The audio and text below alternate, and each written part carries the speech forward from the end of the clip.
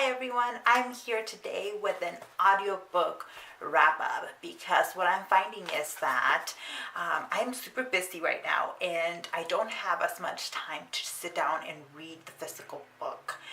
But instead, what I'm doing more is going through audiobooks.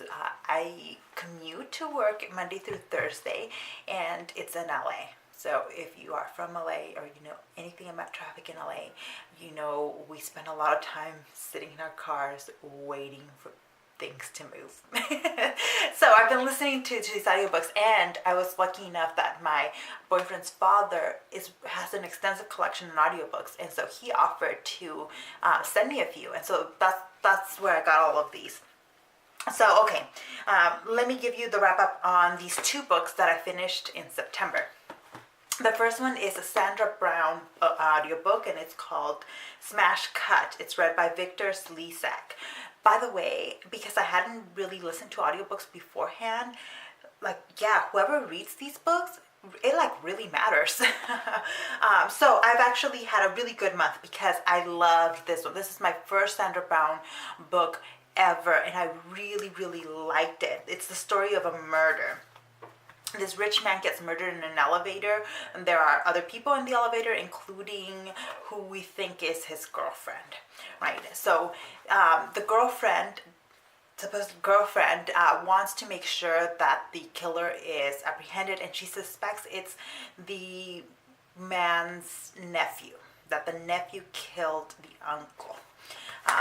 Partly maybe for the money, and partly just because he's a weirdo, and she suspects him.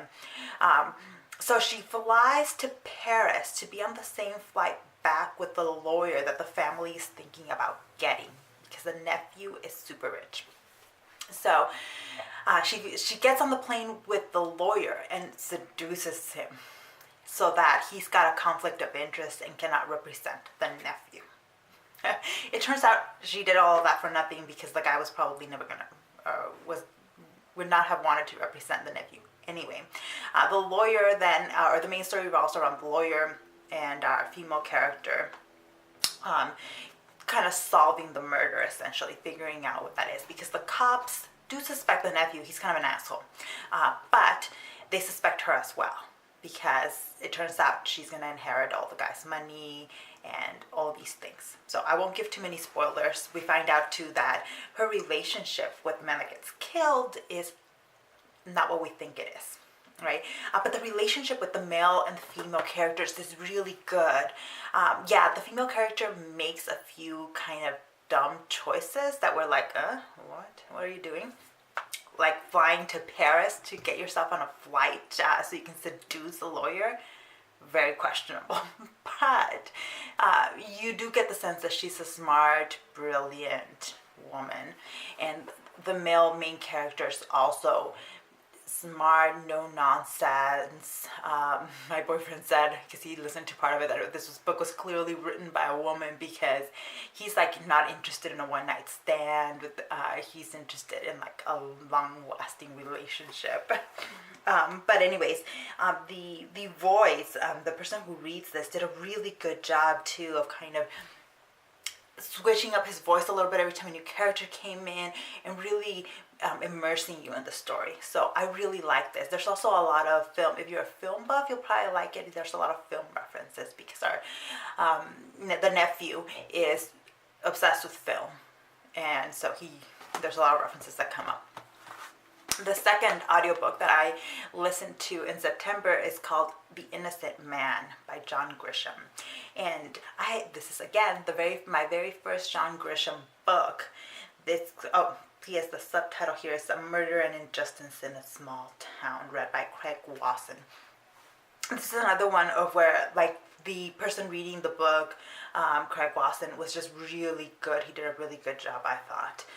So it turns out this is not a work of fiction. I had to look it up partway through, because I was like, this is a crazy story, but sometimes some of the craziest stories are actually real. So I looked up, and sure enough, this was John Grisham's first non-fiction book.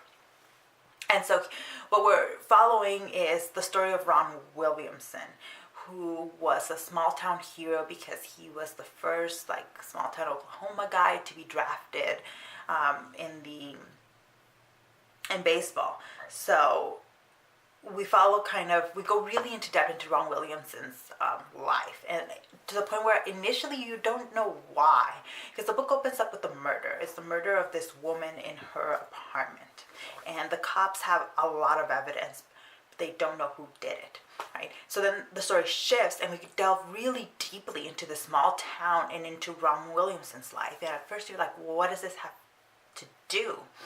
And it turns out it all is really useful information, because the police suspect Ron Williamson of having committed the murder. And they suspect him because his life, ever since being drafted, has basically spiraled out of control. And he very clearly has mental health issues that in the 70s and 80s in small town Oklahoma, people didn't know how to deal with. Right? And so he becomes the kind of town drunk and crazy. And so when this murder happens, they suspect him. His house is really close to the victim's house. But other than that, there's no proof, no evidence, nothing else to suggest this guy did it other than he lived nearby. They also become obsessed with the idea that it was two men that did this crime. And so they randomly pick up a guy that had been known to hang out with Ron, and Dennis Fritz is his name, and they begin investigating. The more they investigate, the less they find. So years go by, and then there's another murder in the town of another young woman, and she just disappears. Eventually they find her body. But again, they don't have any evidence. There's no clear evidence pointing to a suspect. So what they do is they round up the usual suspects, and essentially they round up all like young men from a certain age that they think might have done it. And as part of that, they question these two men, and one of them makes a mistake of thinking that he's innocent, and because he's innocent, he takes a polygraph and cooperates fully with the police, and tells them that after their first interrogation of him, that he had a dream about a murder. And they use that to orchestrate a confession out of him. They managed to get a confession out of him. And the guy, as we're telling the story, it's very clear that he's giving them the confession because this guy had never been in trouble with the law, and he thinks, okay, I'm just gonna give them what they want right now because I'm tired, I'm sleepy, I need to go to the bathroom, I haven't eaten. You know, he's in this desperate position. He says, I'm just gonna tell them what they want to hear, because within 24 hours they're gonna realize that it's all a lie and that I'm innocent, and they'll let him go. You never ever assume that. And I forgot the name of this guy. So he provides a dream confession, and kind of implicates this other guy that they wanted to implicate as well. He actually implicates two different guys. They go and they arrest the other two guys, and one of them kind of gets railroaded as well into kind of giving this fake confession. It turns out their confessions don't match at all. There's clear inconsistencies with them. The third guy, though, is lucky because he has a lot of experience in the criminal justice system, and he knows not to trust the cops. He knows he can't talk to them, so he gives them nothing. And on top of that, the guy has an alibi because he'd broken, I think it was his arm, and had been in a cast in a sling. And the doctor testifies to, or, assures the cops that this guy with a broken arm would never have been able to do the kind of brutal murder that they're accusing him of. So the police and the DA have no case, and yet they're able to convict both of those guys. They convict them. So there's an author that ends up writing a book about that story.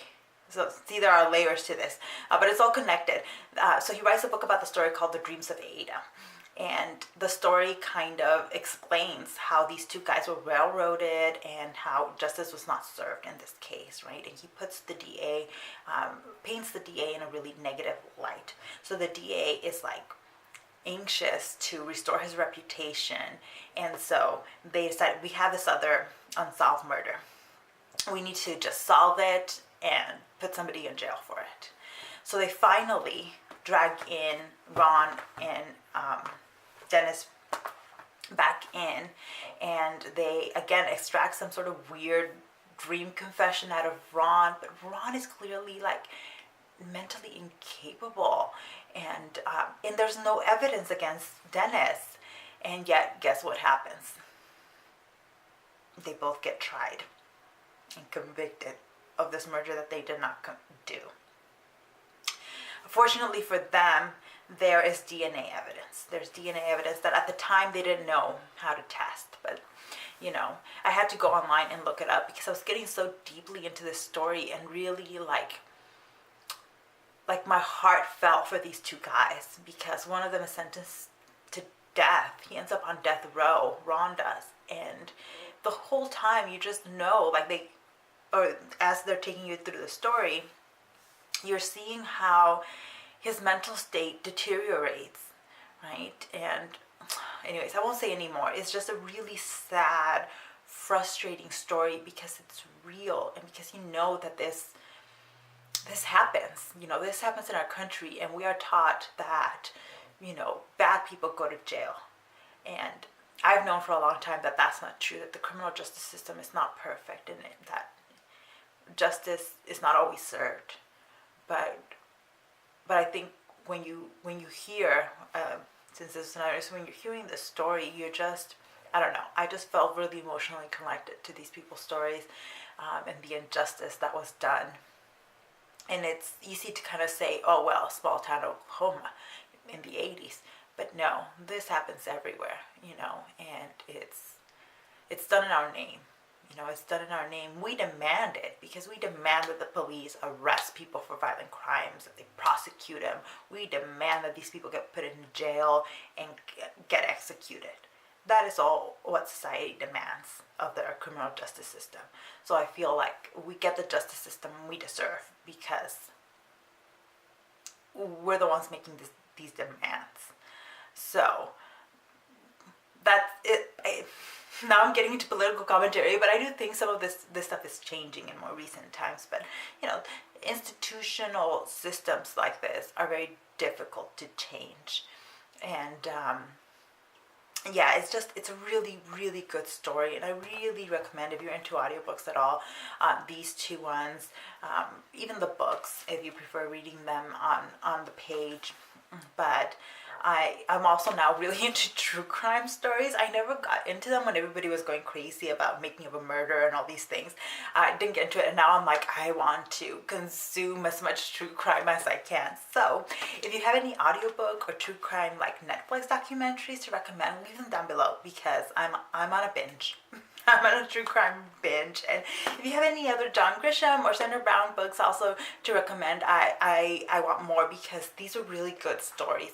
I liked the story, how they tell the stories in this. So I'm like, you know what? I never gave these two authors a chance. I maybe should have, because these kinds of bestseller types, I think, are perfect for audiobooks, because you're still paying attention to the road. So if you miss something in the audiobook, it's not, the end of the world. But these were definitely so interesting. I think I gave them 4 and 5 stars, because 4 stars for the Sandra Brown and 5 for the Innocent Man, because these were stories that, I don't like driving. I don't like driving at all. But I was anxiously anticipating when I would have a long drive so I could listen to more of the story. And I think that's the marker of a good audiobook, is if you actually want to get back in your car and finish the story, which I did with these two. So anyways, that is it for me, and I'll see you in the next one. Bye.